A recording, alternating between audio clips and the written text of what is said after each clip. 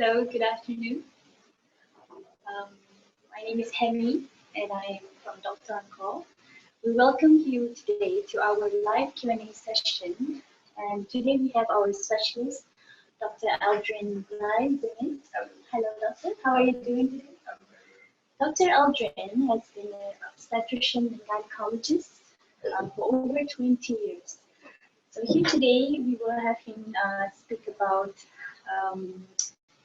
understanding infertility, as his specialization is infertility and reproductive medicine. So, doctor, how are you today? How are you feeling? Oh, we are good. Feeling good? That's nice to know. So maybe you want to share with us and maybe in brief about your journey so far as an ONG. Thank you. I graduated as a ONG specialist in 2002 from the University of Malaya. And thereafter, I started my specialist in hospitals frontline. And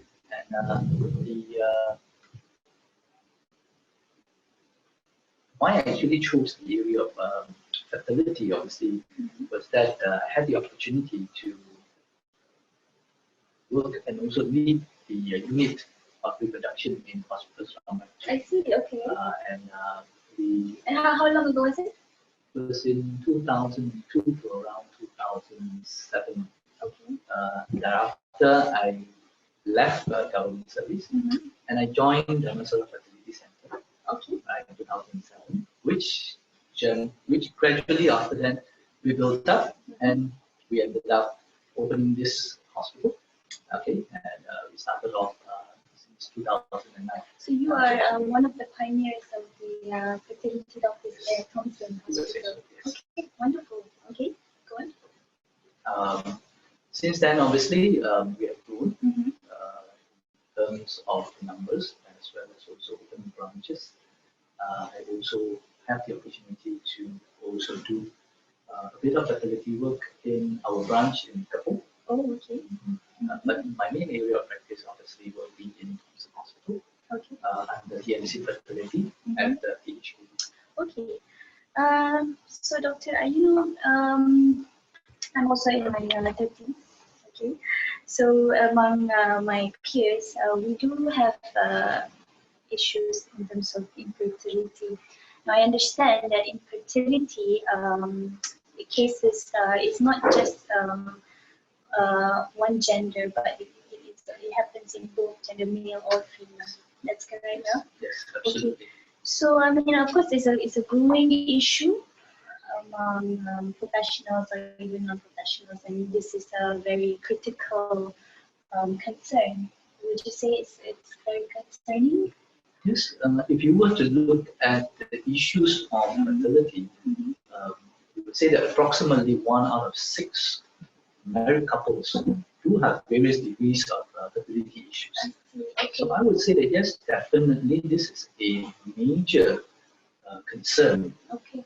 So that's why we are here today with the topic of infertility, to understand further what infertility is. Let's go ahead with Dr. Aldrin's presentation today. Okay. Thank you very much again for Dr. for inviting me to speak on this area, which is very close to my heart. Is obviously the issue of infertility. Now the topic is very simple. It's called Understanding Infertility. What I hope to achieve within the next 20 to 30 minutes is to basically give you a very general overview of this issue. All right. Now, before we obviously start, let us understand what fertility is all about. Now, fertility is simply defined as the ability for someone to conceive. And conception can actually happen through the natural means, which is through sexual intercourse, all right, or the usage of assisted reproductive techniques.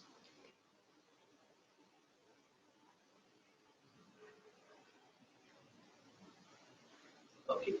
Now, in the study of medicine, okay, even for us, before we actually become a doctor, we have always been taught, in order for you to appreciate what is abnormal, one needs to understand what is normal. Thus, before we talk about infertility, perhaps at this point of time, over the next few slides, allow me to basically share with you some of the very essential things that needs to happen in order for you to achieve a successful conception. Now, just like simply baking a cake, you would require the essential raw materials. Similarly, in order for someone to have a baby, one needs to also have very important raw ingredients. The first most important thing is what we call as the egg. Or in a much more appropriate medical term, we would like to call it as an oocyte. And this is obviously the contribution from the female. The male, on the other hand, will need to contribute the sperms. Not forgetting, one also needs to have an area where the sperms and the egg needs to meet. And that is where the fallopian tube or the fertility tubes comes in. Thereafter, it is also very important for you to have a place, right, or a conduit in order for this embryo or this conception to grow. And hopefully, this baby or the fetus will be able to grow over the next 9 months before he or she is born. And that is the function of the uterus, or in layman terms, the womb. Right? Now, just to bring you or bring the audience to understand how a natural conception happens. Natural conception starts when the women have her periods. Now, once the women have her periods, the oocytes or the eggs will start growing in the ovary. And once the egg reaches maturity, which usually happens during the mid-cycle, or in the majority of the time around day 12 to around day 16 of menstrual cycle, this egg, or the mature egg, or what we call oocyte, will be released from the ovary. Now, once the oocyte is released from the ovary, it will be sucked in by the fimbrial end of the fallopian tube. Now, just imagine the fimbrial end of the fallopian tube like the tentacles of an octopus. You will basically just suck the mature egg into the fallopian tube. Now, once that happens, and during that particular period, there is also deposition of sperm into the vagina, these sperms will start swimming, and hopefully they will be able to reach the fallopian tube and meet the eggs. And when the sperm actually meets the egg, it undergoes a process called fertilization. So fertilization actually happens in the tube, contrary to what people believe, that fertilization happens in the womb. Fertilization happens here, in the fallopian tube, or what we call as the fertility tube. Now, once that happens, it forms what we call as an embryo. This embryo will gradually start moving along the tube. And by day 5 of fertilization, it will reach the womb. Okay, this is how an embryo looks like. Now, once it reaches the womb, the embryo will start looking for a place to implant. Okay, and it will find a place and it will start implanting or burrowing into the inner lining of the womb, which is what we call as endometrium. And once that happens, it is called as implantation.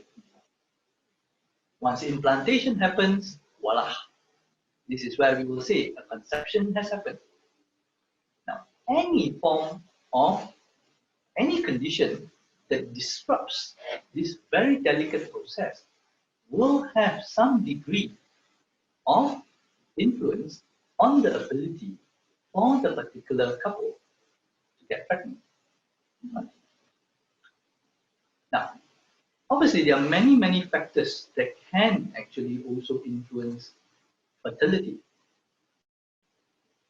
alcohol intake, alcoholism, smoking, increased body mass index, morbid obesity, stress, intake of drugs. And when we talk about drugs, we're not talking about just the normal medications the doctor gives, but also the designer drugs nowadays, amphetamines, that is commonly seen. When you see younger generations are taking all these medications.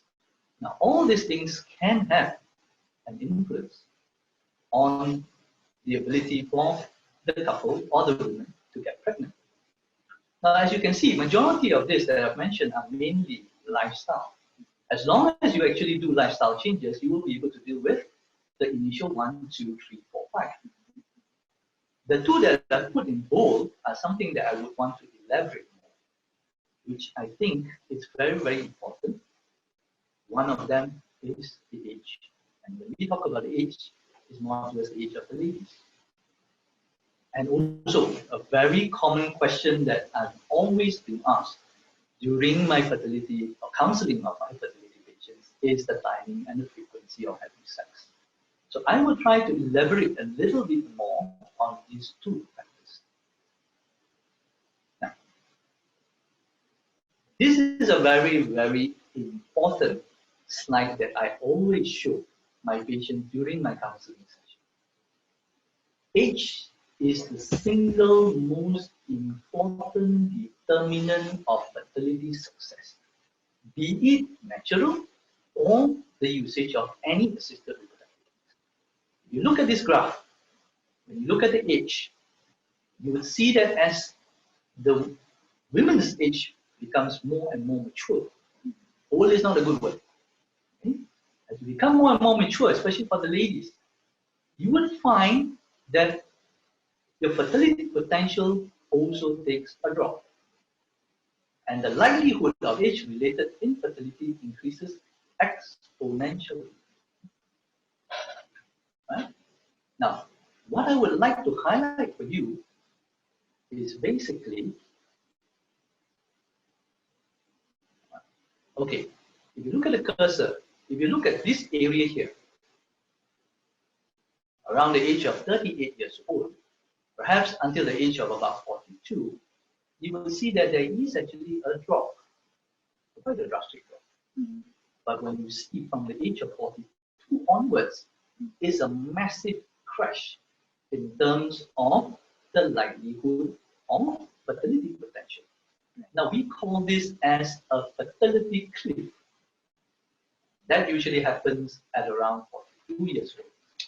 Okay, so whenever a woman comes and see me, I'll be very concerned when she reaches around 38 to 42 years old. All right?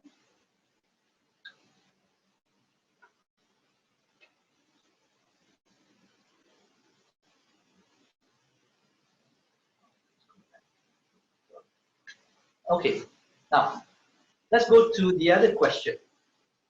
Doctor, when is the best time to have sex? All right? So this is an area in which I'm always being asked, Doctor, please tell me this is the best time to have sex. When is the time I'm going to have sex? I'm going to hit the jackpot. All right? And interestingly, these are some of the things that is available either in the pharmacy, in the market outside, or within the confines of a doctor's room that we can actually help in terms of assessment of when is the time that this woman is going to ovulate. The calendar method, checking of basal body temperature, the usage of ovulation test kits, taking blood to look for this hormone called progesterone, and the usage of an ultrasonography. Now let me just show you how and why all these methods are basically being used, and which is the method perhaps is the best. Now, it all has to do with the menstrual cycle. Now, this is obviously the whole menstrual cycle. Now, if we were to actually remember, the first thing we talk about is the usage of calendar method. As you can see, ovulation happens during the mid-cycle. So in a woman who has got a 28-day cycle, you would expect the woman to have sex between day 12 to around day 16. Because you know that during that time, that's where the egg is going to emerge. Right? So that's the most basic thing that you can tell the patient, look, you have sex during that time. But how many women can vouch to say that their menses is 28 days? Thus, it's very, very impractical to basically use this method. Thereafter, they start using basal body temperature. You measure your temperature because after ovulation, you will find that your temperature may increase, but by how much? 0.5 degrees Celsius. Try measuring 0.5 degrees Celsius. Okay, so it's difficult. The third method is the usage of a serum progestogen. And this measurements is taken 1 week after the date where assume that the woman had ovulated. And thus, certain doctors will do it at day 21. Why? Because you assume that you ovulated at day 40, therefore 1 week later will be day 21. Thus, you will expect to see an increase in this hormone called progestogens, and thus you will say, yeah, you ovulated. But if you realize all the three methods that I've shown you are post-ovulatory events, meaning that you can tell the patient, look, you have ovulated. But what you need is to tell the patient before she ovulates, rather than after when she ovulates. Thus, the evolution of the usage of the ovulation test kit. The ovulation test kit actually looks at this. This is a hormone called luteinizing hormone, which actually will increase about 24 hours before you ovulate. Thus, if you were to do an ovulation test kit and you see that it is positive, you have sex on that particular day and the particular day and the day after. All right. As for us, the fertility doctors, we obviously will try to use the ultrasound because we have that what you call equipment. So what you can do is actually to monitor the size of the follicle. And once the follicle reaches a certain size, you will tell the patient, look, you are about to ovulate. And sometimes we also use the ovulation test kit concurrently to assist the patient to find out exactly when she's going to ovulate. All right? Obviously, when you listen to this, it's very complex. It's very, very confusing. So let me tell you an easier method. Okay?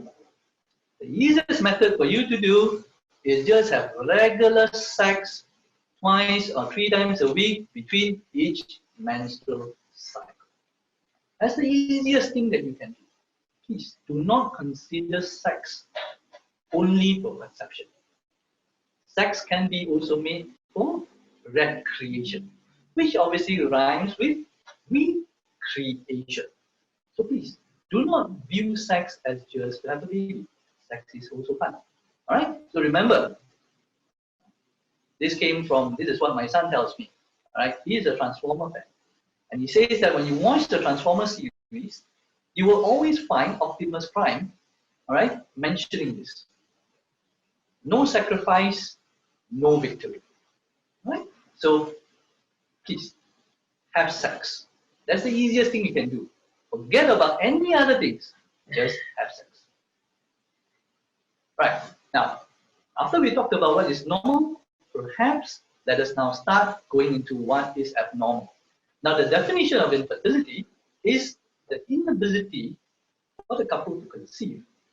Remember this, despite frequent attempts of unprotected sexual intercourse. Now, if you've been using a condom, then obviously you're not having fertility issues. Right? And the very important thing, please have sex frequently. If you're going to have sex only once a month, what is your chances of actually hitting the target? It's probably going to be very, very low. And if it's happening for more than 1 year and you're still unable to conceive, then you are considered as having infertility. And infertility can be further divided into primary and secondary. All right? Now, why do we use 1 year? Because if you've been having regular sexual intercourse over a period of 1 year, approximately 85% of couples should be able to achieve conception. So thus, you are dealing with that 15% of patients which would probably require some assistance. All right? And I would like to highlight here the word both partners. When I started my fertility work, it was actually very difficult to see the male counterpart. Usually the ladies who would come forward and say, "Doctor, please, may I have a check? I think I'm having problems in conceiving." But I'm happy to say that over the years, we are now seeing more and more men being more, receptive to the idea that they themselves might be also involved in this. All right? So it's very, very important that both partners need to go and see a specialist rather than just one, if given a choice. All right? Okay, however, there are always exceptions to rules, right? And this will be some of them. Remember, we mentioned that age is a very, very important determinant of fertility success. Any woman who is above 35 years old, please seek treatment early. Those women who have got irregular periods or erratic periods, you should also seek treatment early. Women who have undergone pelvic surgeries, especially if you have a doctor who told you, please, if you are keen on getting a baby, please see a doctor early. Okay, the doctor has given you warning sign that perhaps during the time when you had the surgery, there was already problems related to your reproductive organs. Painful heavy periods, bleeding between periods, as well as also sexual dysfunction. We'll go to that because all these things have something to do with the diagnosis of endometriosis, which I will speak to you and I'll show you after this. Pain during sex or bleeding after sex, okay, may mean that you have got certain growth, right? And this can be dealt with, or it can be also a reason as to why you cannot conceive. Right? Now, this is also another very important slide. When you look at the causes of infertility, I always say this, God is very fair. As you can see, the contribution that is from the male and from the female are almost equal. Right? Combined is around 20%. The other 10% is something called as unexplained infertility, or what we call as idiopathic infertility. Idiopathic actually stands for idiopathology. We don't understand. We do not know what is the cause. All right? But the most important thing, as you can see, is that the male also has a 35% chance of being the culprit, right? Rather than just saying that it is a lady's problem or a female problem. All right? Now, let us just run through a little bit about what are the possible causes, okay, for infertility. Let us start with the ladies or the female. All right? Now, this is basically a female reproductive tract, which can see the ovaries. So, any diseases involving any of these three organs will have some impact in terms of the ability for the women to conceive. Now, the ovary, basically, if the woman doesn't ovulate, it doesn't produce an egg. Okay? And one of the most common conditions that we basically see in our clinics is something called polycystic ovarian syndrome. All right? And this group of women, they do not have regular ovulation. And when you do not produce an egg, you obviously will find that it's going to be difficult for you to conceive. We're also seeing a lot of women nowadays with ovarian failures, premature ovarian failures. That means they achieve menopause or the ovaries fail at a very early age. Right? The uterus, right? These are congenital abnormalities. For example, you may have an abnormal uterus. This can also affect the conduit. You remember we talked about having a space for the conception to grow. Fibroids, polyps. Don't worry, I will show you a slide of fibroids and polyps after this. Synecdoche or adhesions, where there is adhesions inside. This will disrupt, okay, the process of the embryos from sticking onto the inner lining of the womb. And obviously, very rarely, you may have a woman that do not have a womb. Right? Now, the fallopian tube, any surgery on the fallopian tube that may cause damage or obstruction to the tubes will definitely have where the sperm and the egg may not have the ability to meet each other because there's a stricture or there's an obstruction. And this can be due to infection. And certain infections may happen without the women knowing it. We call it a subclinical infection, where the women do not have any symptoms, but they are having an infection inside. Sometimes these women may have lower abdominal pain and they are being treated as perhaps a bladder infection. Okay, but in fact, what they have is actually something called pelvic inflammatory disease, which causes damage to the tubes. And this is obviously a little bit more easy for us to determine, which is actually psychosexual. Vaginismus is basically the problem in which the women have an involuntary contraction of the vaginal muscles that prevents penetration. All right, and also certain women may have that aversion towards sex, and you consider sex as very dirty. Thus, they are not able to consummate the marriage with their husbands. All right? But to me, one of the biggest culprits of endometrial what you call the infertility, especially among the women, I would call this as public enemy number one to a fertility specialist, is this disease called endometriosis. It's a very common disease actually. But in order for us to go into detail of endometriosis, you will require another big public forum. All right? But nevertheless, what I'm going to do is just basically to show you this is how a fibroid is. All right? Now, the fibroids basically, not all fibroids causes fertility. Okay? Not all fibroids causes fertility. Some of these fibroids will not. This fibroid will. This fibroid won't. Right? Polyps, again, we will have to remove all these polyps if, let's say, for example, it's present. Okay? And this is endometriosis, called damage to the tubes. Okay? As well as also the ovaries, as well as also even in the womb. Okay. Now, what about the male? These are basically problems related to the male. All right, the counts, the motility, and morphology. All these things you do a sperm count, you will be able to see obstruction to the seminal fluid, testicular failure, and as well as psychosexual. Right? Now, how do we actually deal with our what you call that infertile couple? So obviously, whenever a patient comes to see us, we will run through the whole thing: thorough medical history, thorough medical examination, necessary laboratory investigation, and treatment options. All right. Now, again, it's very important that when you do an investigation, it's very important to do essential investigations.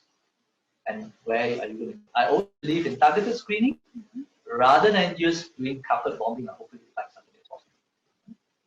Okay, so these are the essential fertility investigations that we do: the man signal analysis, vaginal scans.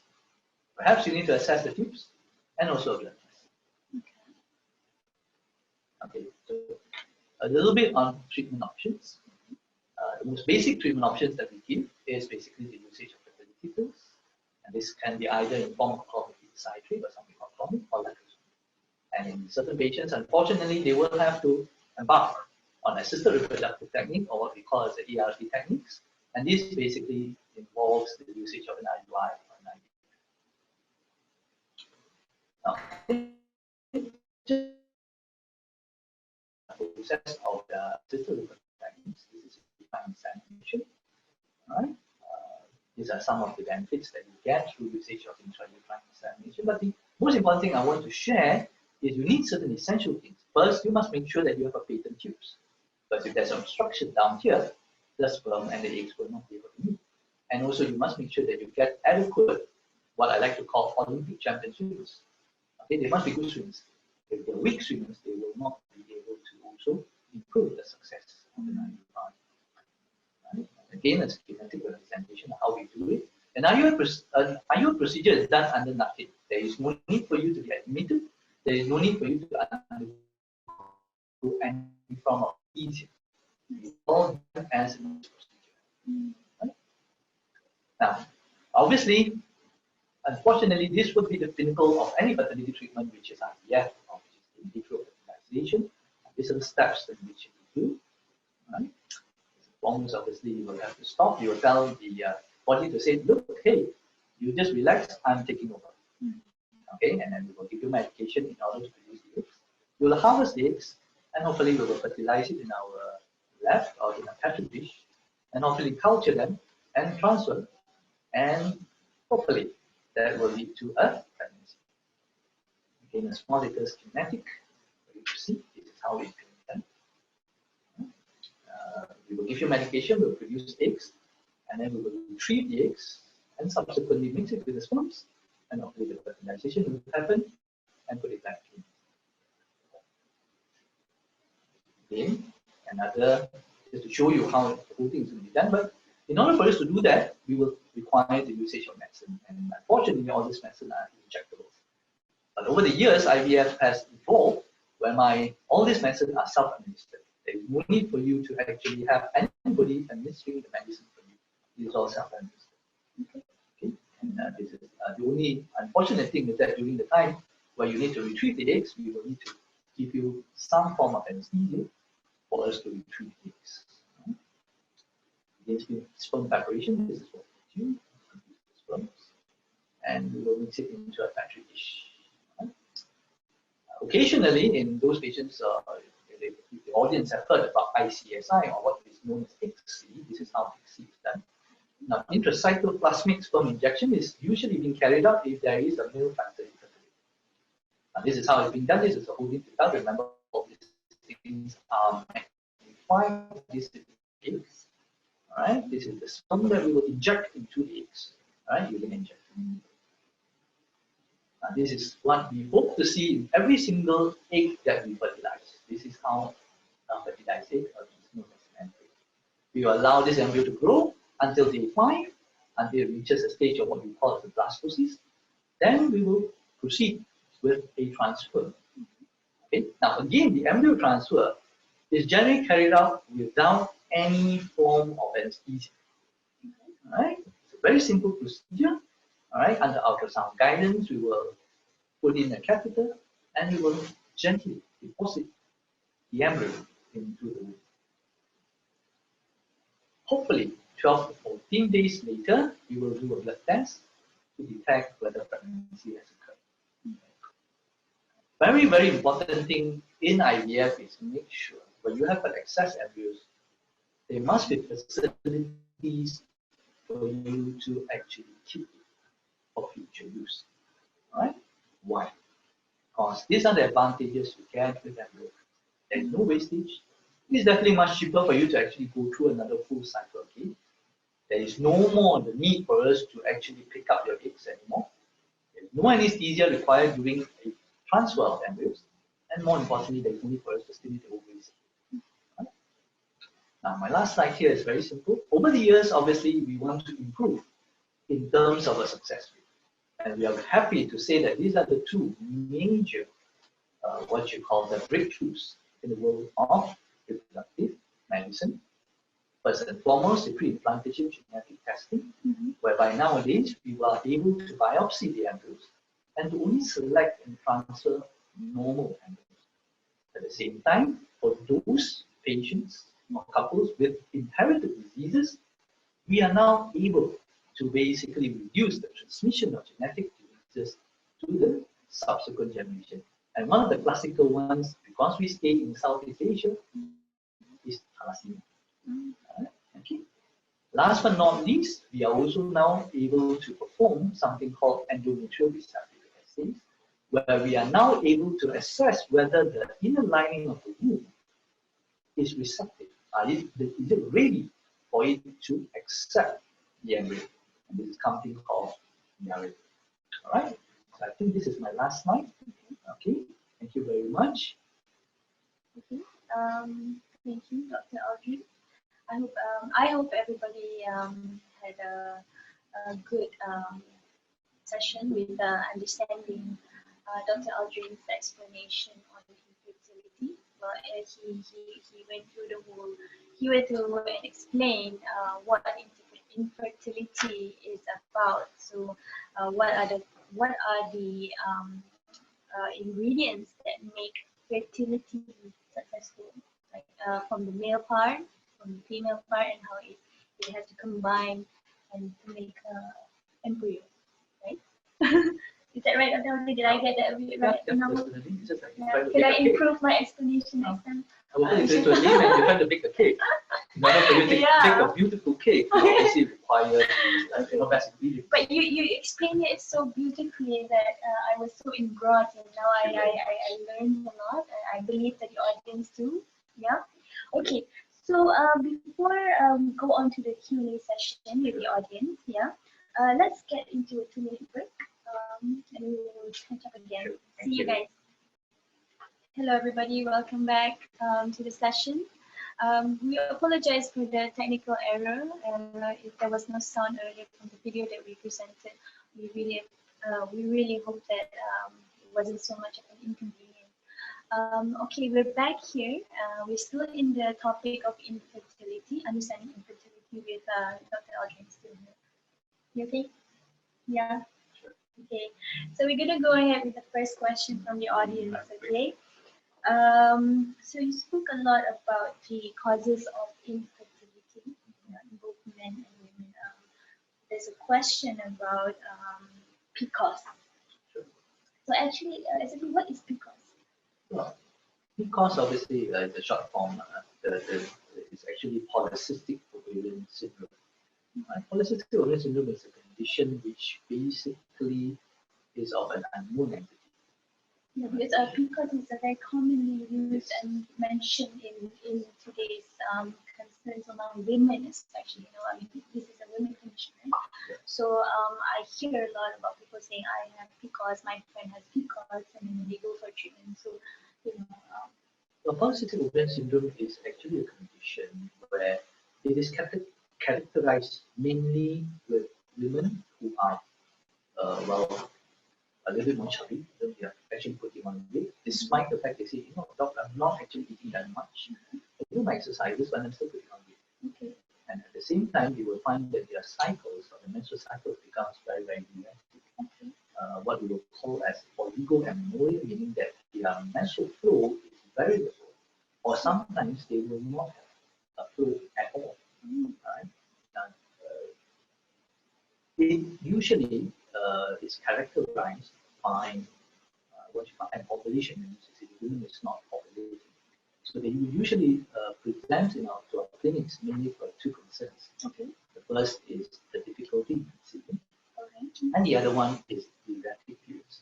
Okay, so these are the two main things that you presentation that they usually come potentially have PCOS. These are the symptoms. Yes, these are the symptoms that usually come to us. Do you have a lot of patients that come to you with this problem? Oh, yes, it's one of the most common diagnoses that we make, especially with fertility couples. The other one, as I mentioned just now, is endometriosis. Right. I would say that these are the two biggest culprits. PCOS and endometriosis. Yes. Okay. So, okay, thank you for that answer. I hope the explanation was quite clear there. Let's go to the next question. Okay, this is from the audience by the name of John Mar. Okay, hi John, hope you're doing well. The question is, I read somewhere that to increase likelihood of certain gender, this is the timing.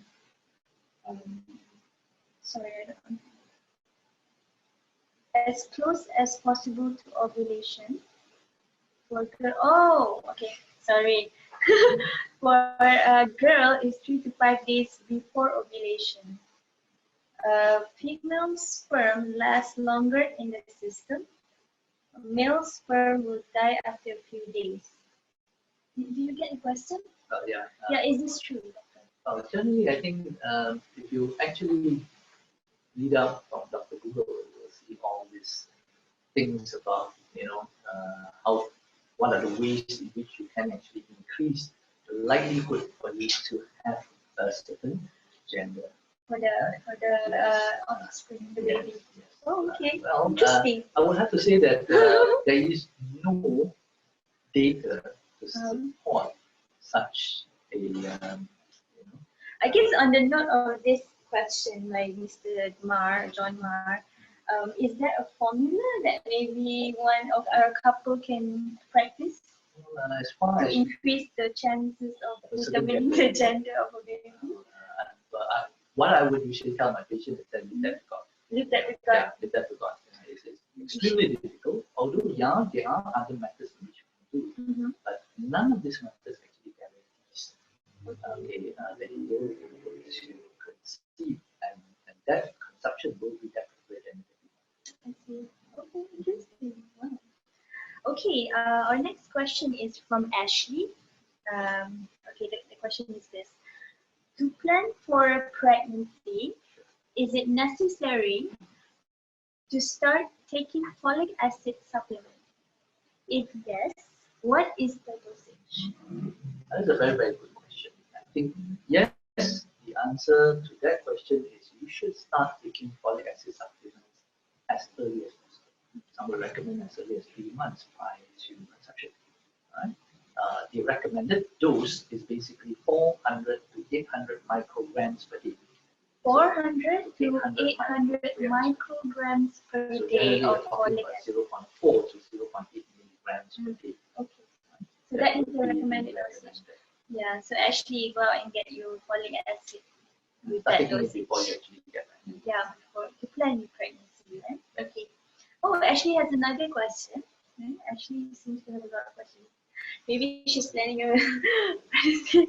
Okay, so the next question is, what precaution to take if a woman wanted to plan a pregnancy after the age of 55? Who would you tell the patient? Okay.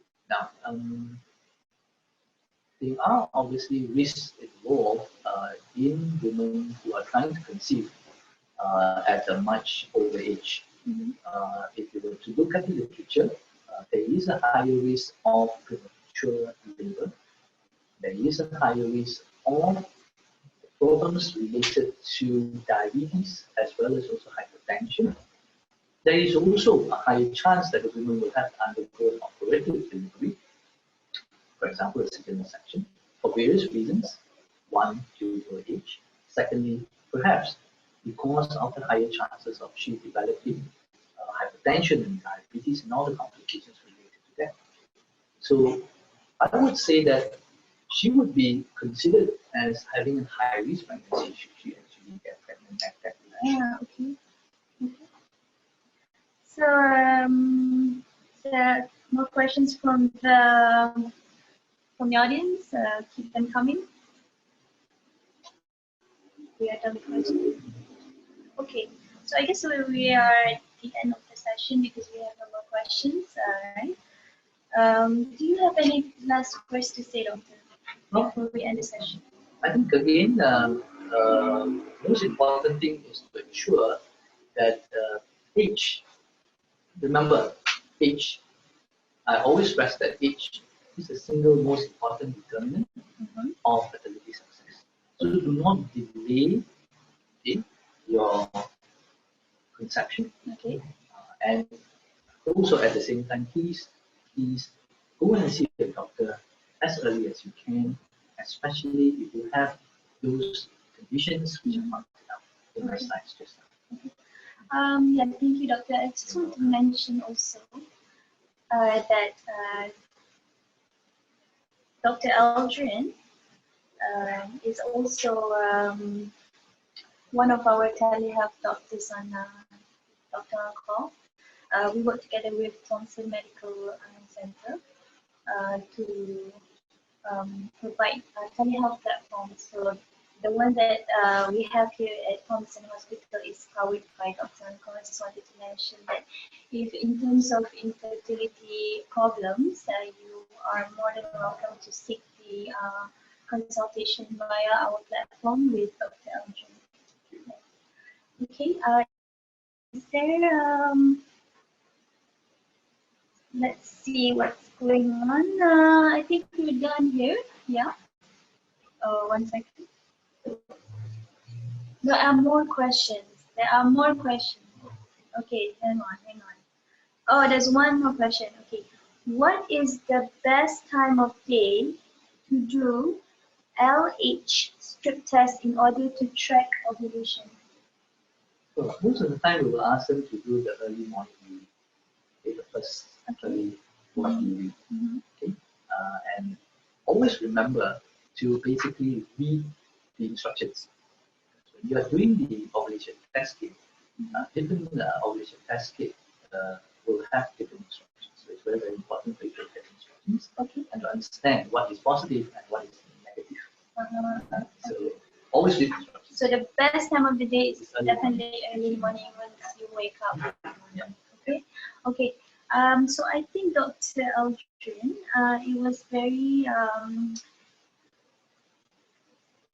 Oh, there are more questions. My team is telling me that there are more questions from the audience.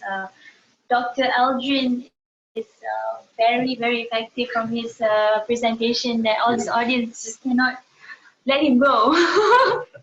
Okay, so the next question is, what are you okay with this topic? No problem. Yeah, yeah, keep on the questions. Okay, okay. So what's the available treatments for PCOS? I was saying that PCOS is a very concerning issue among women, you know, these days. So yeah, what is the available treatments that you say that are available?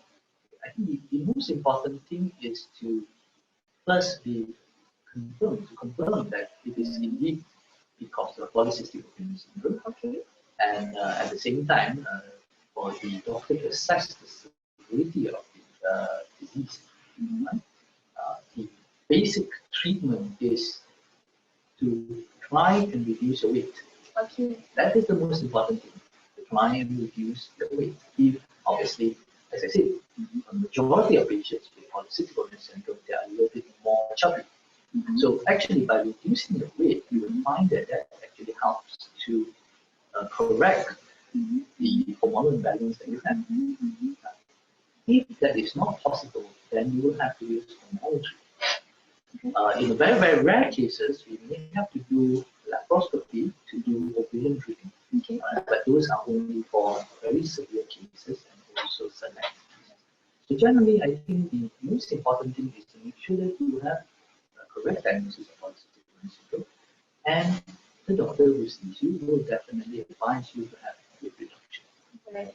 Okay, so you definitely treat patients with PCOS, right? Okay, if everyone's still watching, you know there is a QR code that is available on your screen, where if you scan it, you will be able to go to Dr. Aldrin's profile page.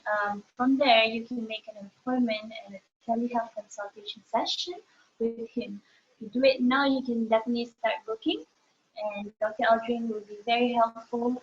He will be able to give you the best advice because, of course, he has been doing this for over 20 years now. Yeah, so this is his specialty. This is the time where you've heard from him. He's definitely a specialist in this area.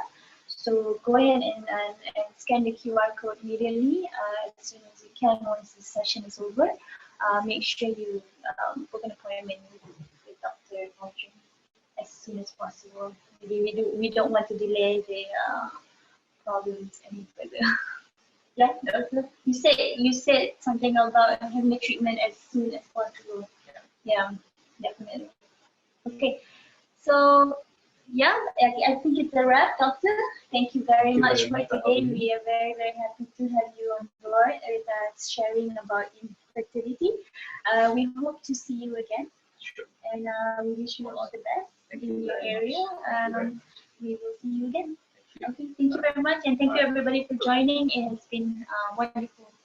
Goodbye.